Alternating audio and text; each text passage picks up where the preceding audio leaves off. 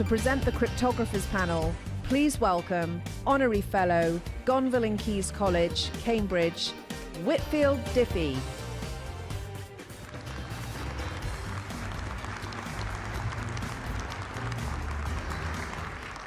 Well, I'd like to be able to tell you something about what's coming up, but we have 3 new members this year, so I thought we ought to get together and talk about what we're going to say. And after 3 Zoom meetings and a dinner, we can't even agree on what the questions should be. So let me welcome these people in and see how long it takes them to walk across the stage. There must be something I was supposed to say that I forgot. There we go. Adi Shamir, whom you just saw, and Dames, Clifford Cox, Radio Perlman.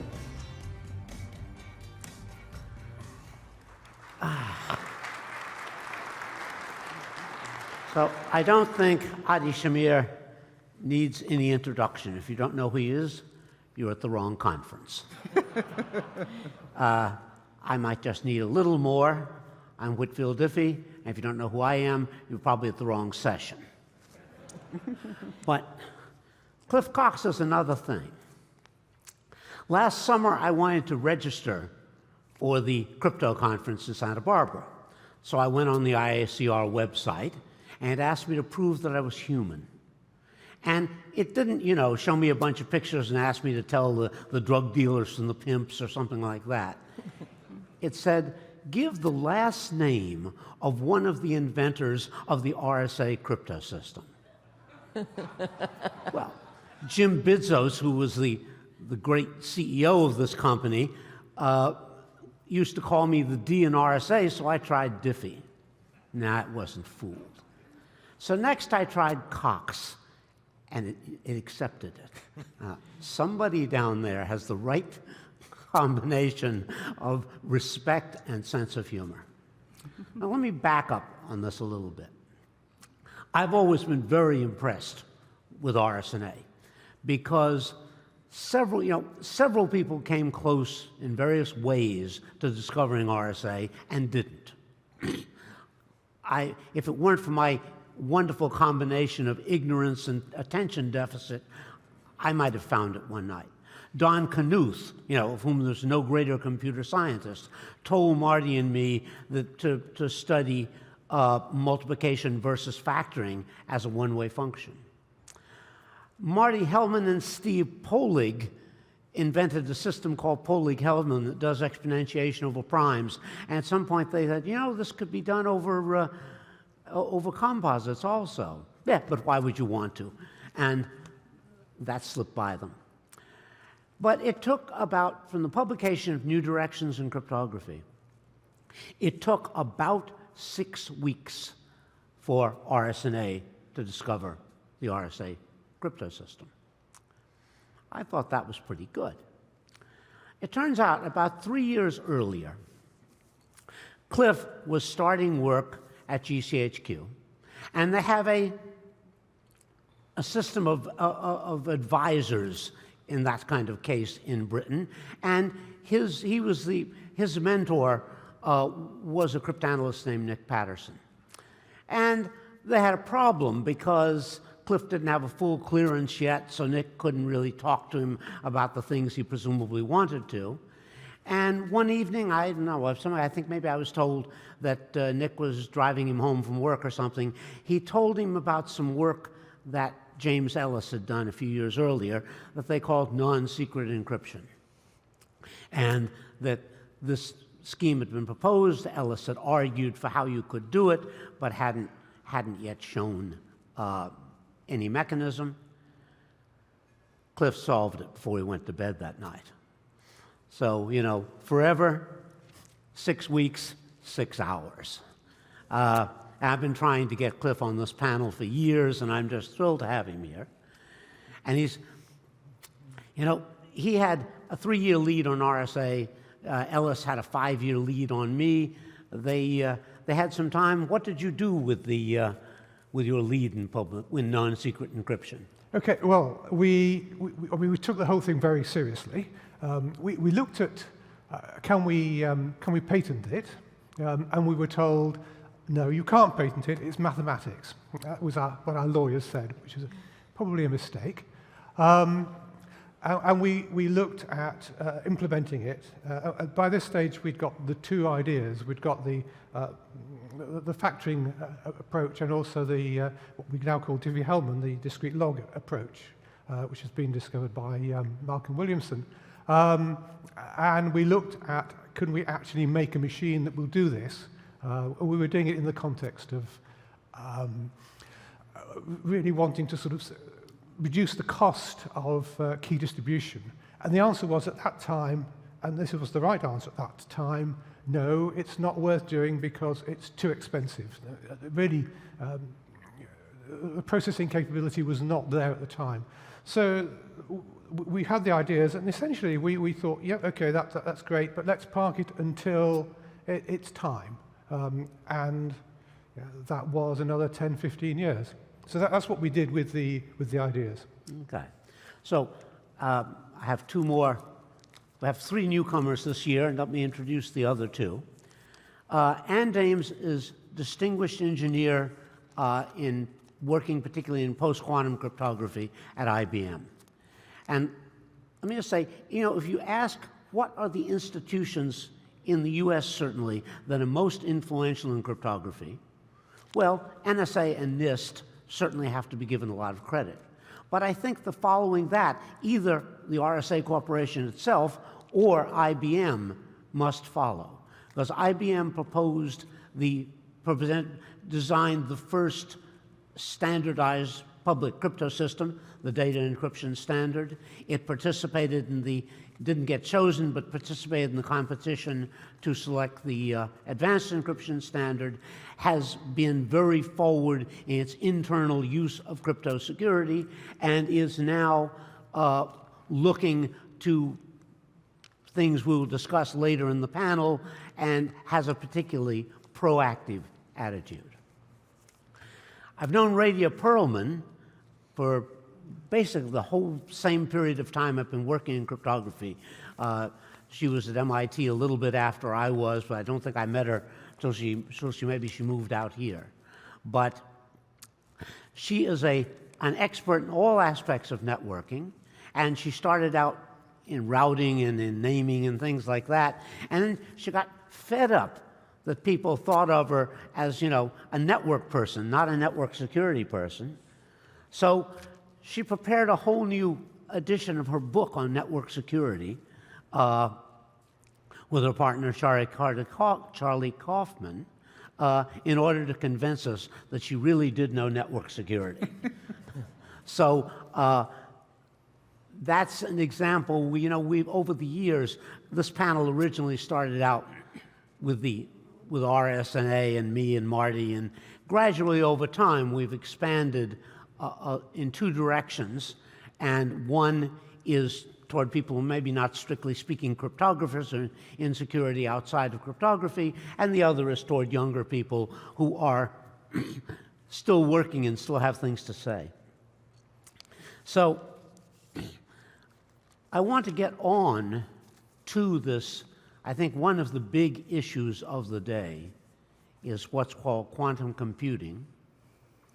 And this panel doesn't agree, as far as I can see, anymore about what quantum computing, how significant it is, than any other similar group of people in the world. But I thought I would at least ask.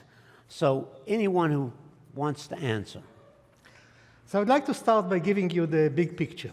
30 years ago, during the 90s, there were three new promising technologies on the horizon. One of them was AI, the second one was cryptography, and the third one, with Shor's invention, was quantum computing.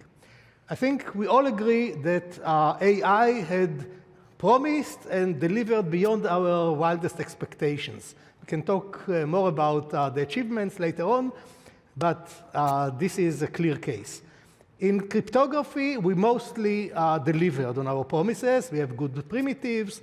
we have TLS, we know how to securely do all kinds of things. If I'm trying to characterize what had been delivered in practice in quantum computing, I must say that the main things which had been delivered are more promises. So we promised, and almost nothing in practice had been delivered. In the sense that as of today, not a single problem had been shown, practical problem had been shown to be solvable by one of the available quantum computers faster than on a classical computer. So I'm sorry for being harsh, but I think that somebody must play the role of the young kid looking at the king. Well, I think you have a limited experience of wildest promises, was it? Wildest possibilities. I remember Marvin Minsky of artificial intelligence predicting in the late 50s, early 60s that by the 90s, computers would be playing office politics. Yeah, there's a lot of hype about quantum. So there's a lot of people that think it's the next big thing, and that eventually all of our laptops will be quantum computers, and that, you know, with the hype stuff, they talk about all the things it's being considered for. It sort of reminds me of the hype around blockchain as well. So yeah, it's important for us to do research into it, because it's better that the good guys figure out if it's feasible than that the bad guys do in practice. But it will have a significant impact on us, which is that we're all going to have to replace our current public key algorithms. But whether or not quantum computers of significant size ever exist. Cliff's looking attentive. You want to say something? No, I thought people might be concerned about this Chinese paper on Yes. the... I was going to get on to what the threat is. Is there a threat. threat in quantum computing, and what is it? So, yeah, I mean, this paper has suggested that they can attack with a 300 and something bit quantum computer, which is, and I think the answer to that is probably that paper is not a concern so much.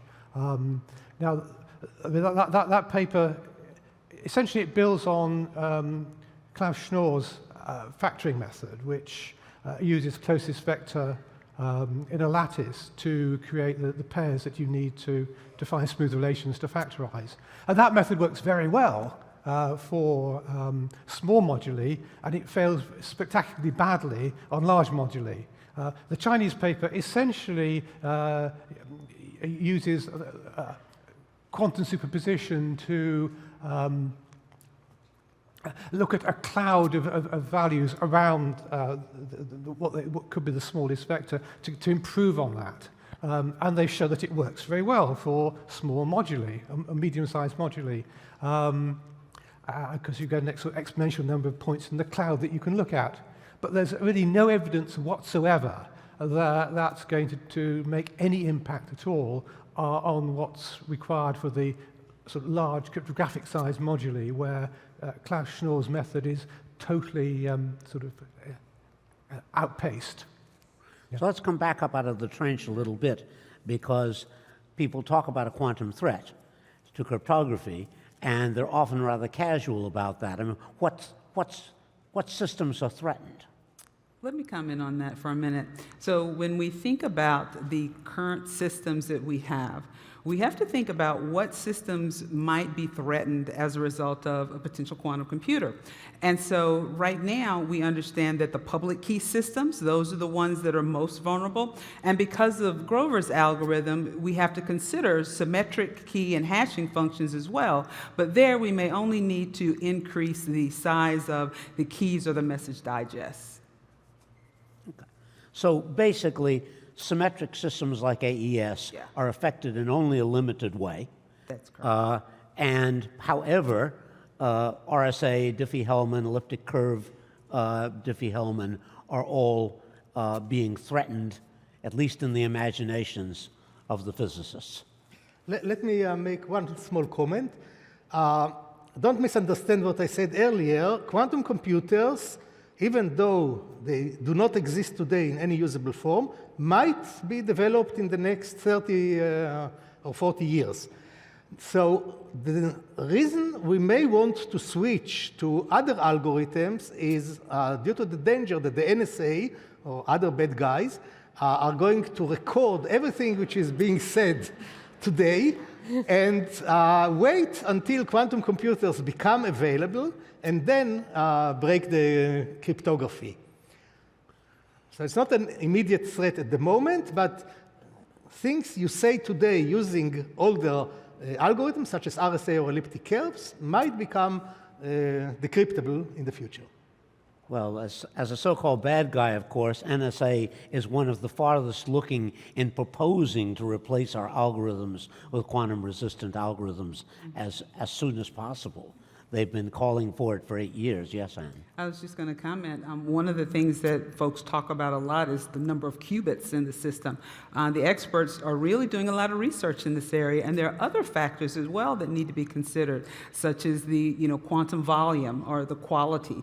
You also need to consider, of course, the qubits, the scale, but you also need to think about performance. If you cannot solve a problem quickly, that's also something that has to be considered. So there are a lot of factors that affect what people define as progress in this area.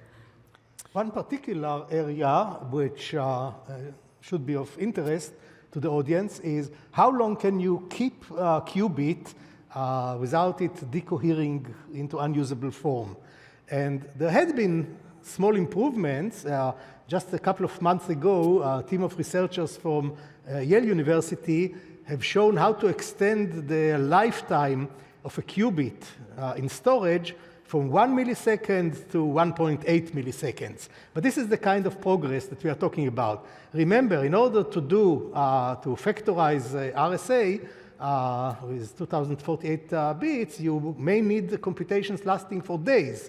And if you're going to run Grover's algorithm, you may have to run it for years. So we are far, far away from solving the problem of decoherence. Okay, but we're in, as a large engineering and business community, we are in an interesting position because powerful organizations, explicitly NSA and NIST, are both seeing a threat of quantum computing and calling for quantum-resistant algorithms. So whether or not the quantum computing ever comes along, there's a significant likelihood that we're going to face requirements for designing systems that call for quantum-resistant algorithms. So, maybe you can tell us a little about, there's been a big contest over the past few years to develop the first round of quantum resistance algorithms, and we have one of the experts on that subject right here. So. Well, I will comment about the competition just a bit. As you mentioned, NIST initiated a process probably back in 2016 to identify algorithms that were resistant to attack by quantum computers. And last year, they selected 4 of those algorithms for standardization. They selected one key encapsulation mechanism or encryption algorithm, which was called Crystal's Kyber, which was based on structured lattices. And then they selected 3 other algorithms for digital signatures. 2 of them were based on structured lattices, that's Crystal's dilithium and Falcon. And then they also selected Sphinx Plus, which was based on hashing. So these different algorithms have different characteristics.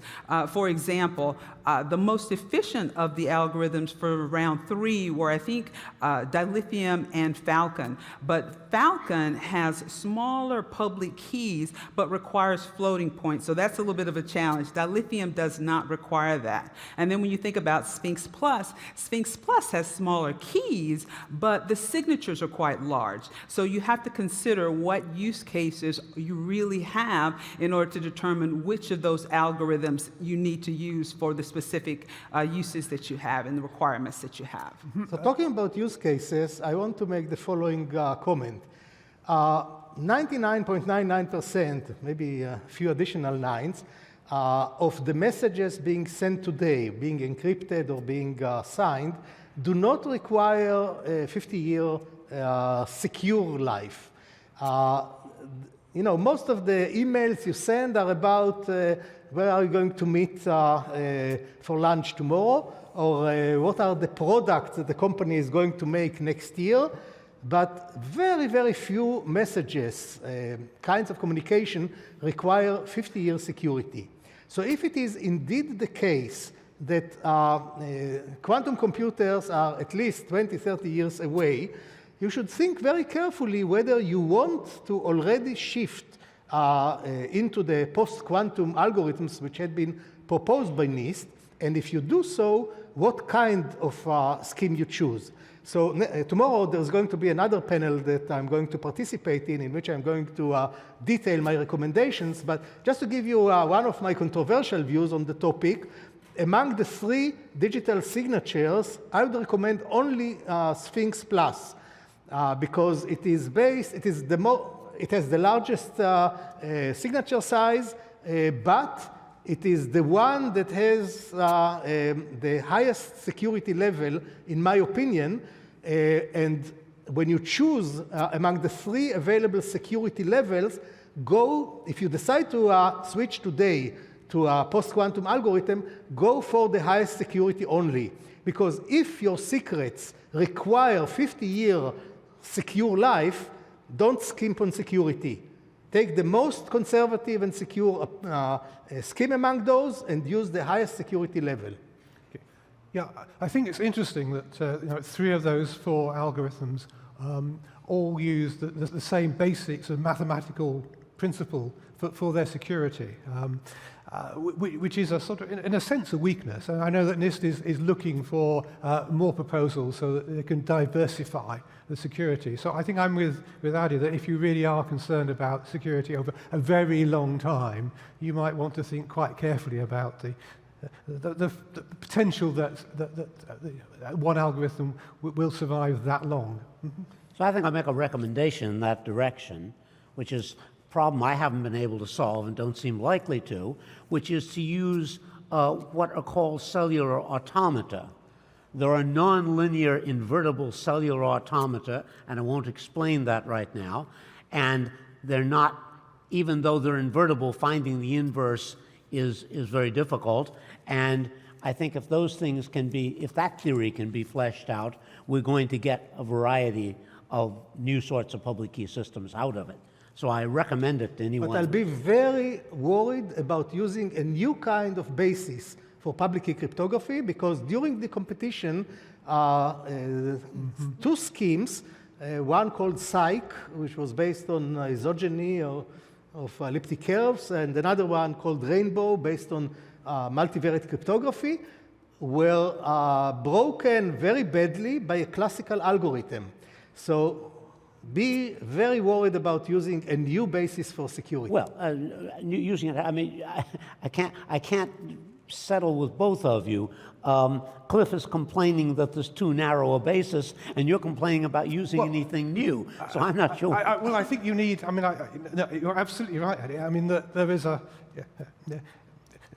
completely new ideas that have quite a high attrition rate if they're proposed for cryptography, and they take time to be sure that they're strong. At the same time, to have a very narrow base of problems on which you're relying on security is also a weakness. You need both.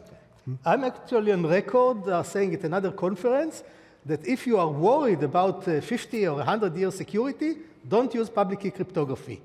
Use classical crypto system and go through the hassle of manual exchange of keys. But public key cryptography has inherent risks with it, and anyone who really wants the highest level of security that will last for the next 100 years, I don't see any public key crypto system that will give us strong assurance. Okay. So, speaking of lack of assurance, this is the 10th anniversary of something that I found very impressive. A man named Edward Snowden became the biggest leaker of all time. And he leaked, I don't know, thousands at least, and maybe tens of thousands of top secret NSA documents. Now, the definition in the Internal Security Act of 1950 of top secret is that their disclosure would cause exceptionally grave damage to the country. I'd hate to think what 10,000 such exposures would cause. But the fact is, I don't see anything you could call exceptionally grave damage. I'm curious, could exceptionally grave damage be kept secret? And on the other hand, you know, the civil libertarians were thrilled with this event. They had been thought NSA was spying on them all along, and now they had evidence of it. But, you know, I haven't seen a lot of change from that either. The most significant thing I can think of is I'm told that Google did a marvelous piece of work on its internal network security in response to these disclosures. But I was wondering if anybody has any other comments about that. Well, the world hasn't seemed to really fall apart as a result of that. But Or come together. right, that's true. But it's kind of great that he exposed that some low-level IT person could get access to all of this stuff. So we've learned our lesson. So there's like no way a low-level IT person these days could possibly. So we get to Jack Teixeira, yes. Right. But yeah, the notion that the government is kind of using all the metadata of phone calls in order to spy on us, it was kind of obvious that they would, I think. But also, compared to what the government is looking at, our browser vendor, our, just cookies in general, are tracking. When we go to the supermarket knows everything that you've bought, unless you want to pay twice as much for this stuff. So, yeah, I'm not sure that it's really been a problem. Okay. So I'd like to summarize the situation the following way. I don't have any inside information from governmental sources.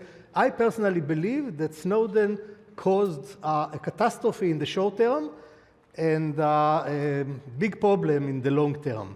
And the reason I'm saying that it was a catastrophe, in spite of the fact that not many people died as an immediate result, is that I believe that the US lost a large fraction of their sources of information.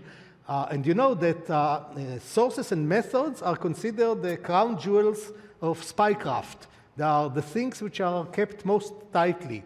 And if you just look at the thousands of objects described in the catalog that Snowden leaked, they show you pictures, exactly what all foreign governments have to look for, how an implant looks like, what are the dimensions, what are the ranges, etc.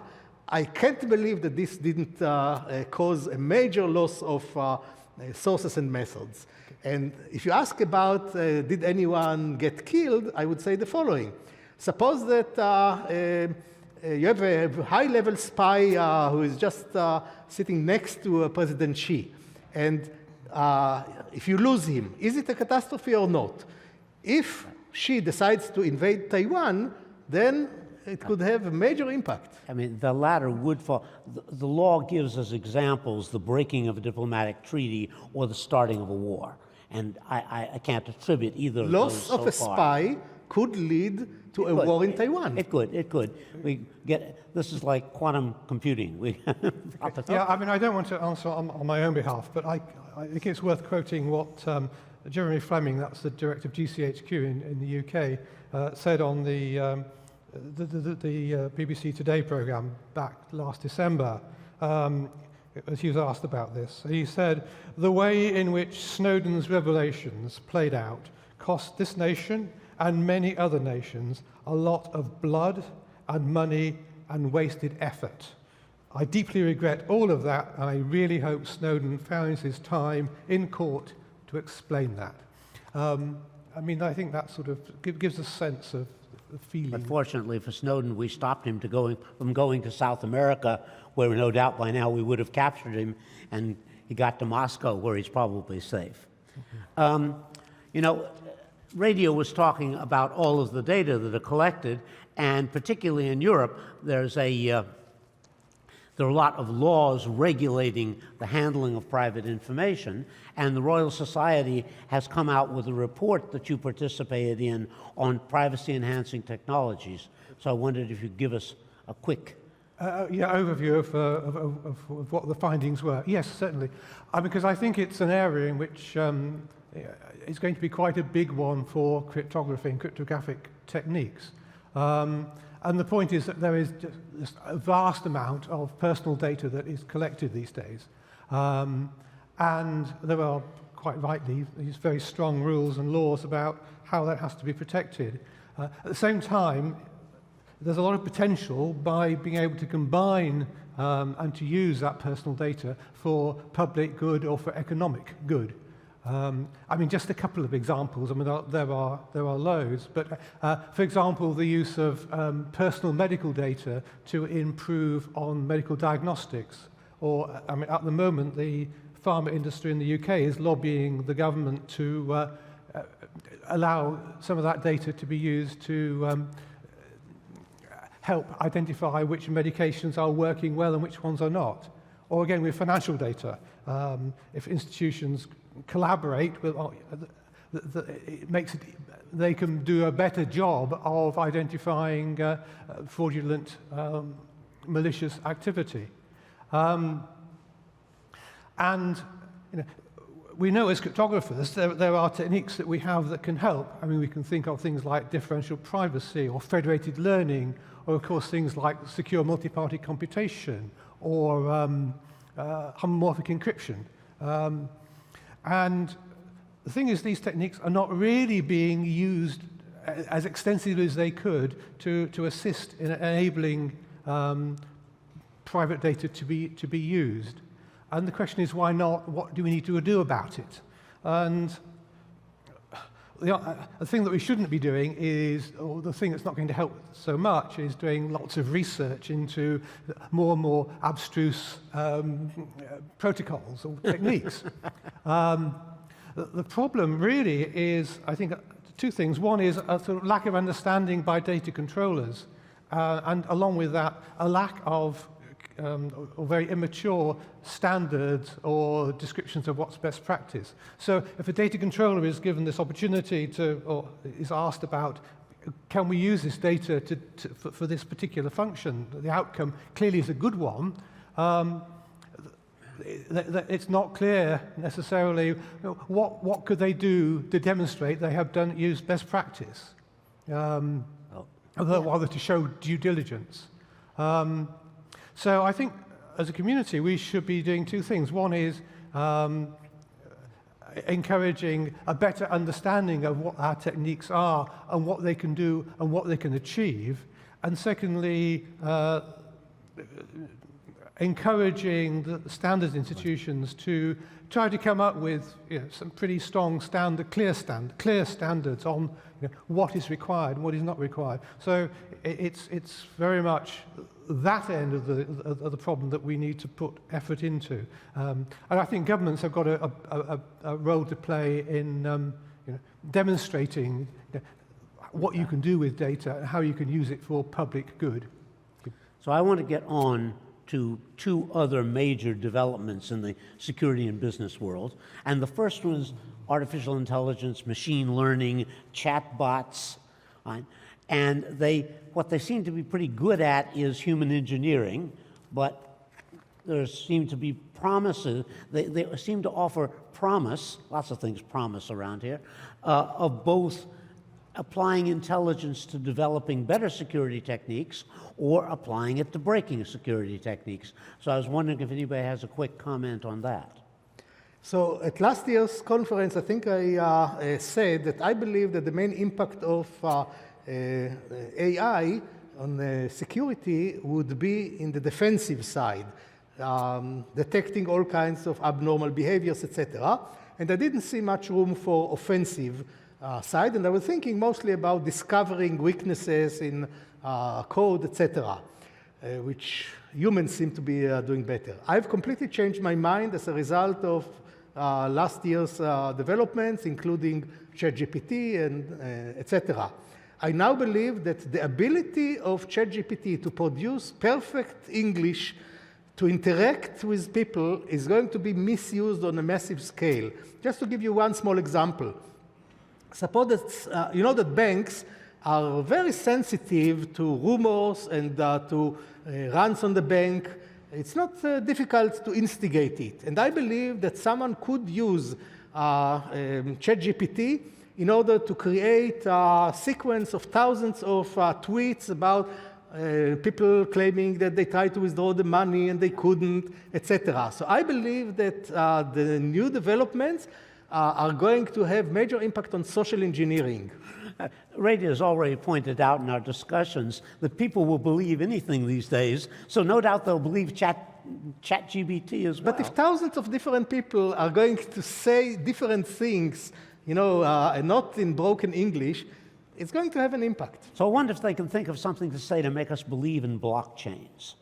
And blockchain's been having a bad year, and I can't tell if it's just, because you have corrupt guys like Sam Bankman-Fried getting in trouble, or whether there's something wrong with the technology.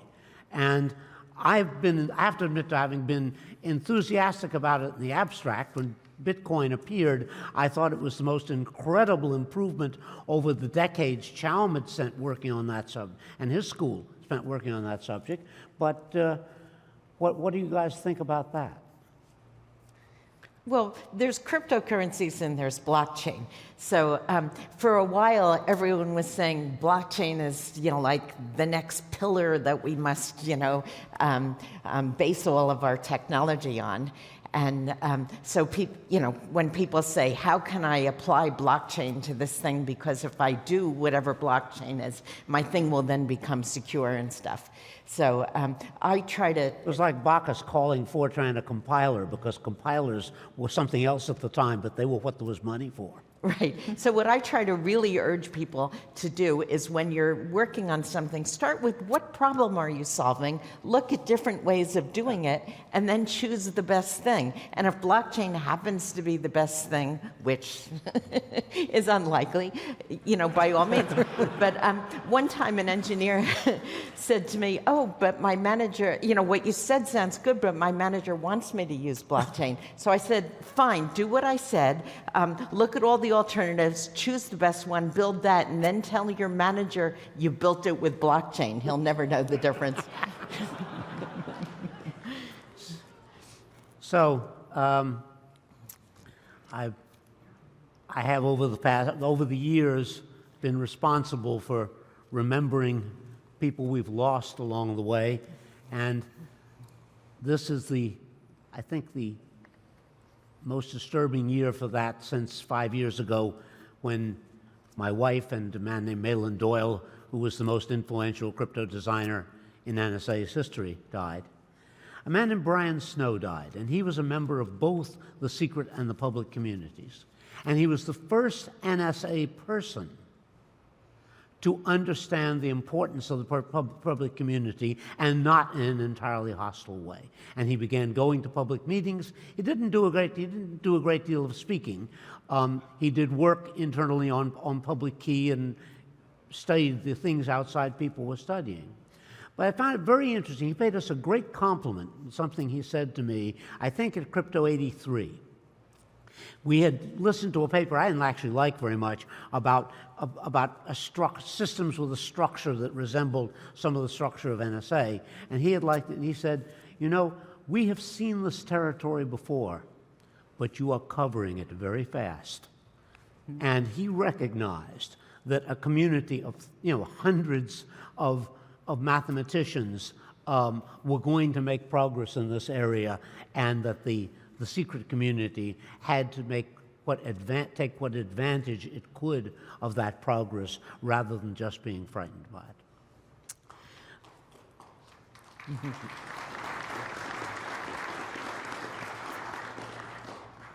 God, if I were doing lines for applause, it wouldn't be obits. The two other people, a few of you will have heard of, most of you not, died within a year of each other this year. Two NSA crypto mathematicians who did some work of relevance to this community. The names are Jack Martic and Dave Cargo. And I'm beginning, when you hear the last two, you'll understand, I think Marty Hellman and I maybe should begin to get nervous. but not quite in cryptography, but very much in the same kinds of mathematics and such. Abraham Lempel and Jacob Ziv, as in Lempel-Ziv data compression, died within a couple of months of each other earlier this year. And so there are a few fewer of us now, and I'm grateful to have all of you who are left. Thank you very much. Thank you. Thank you.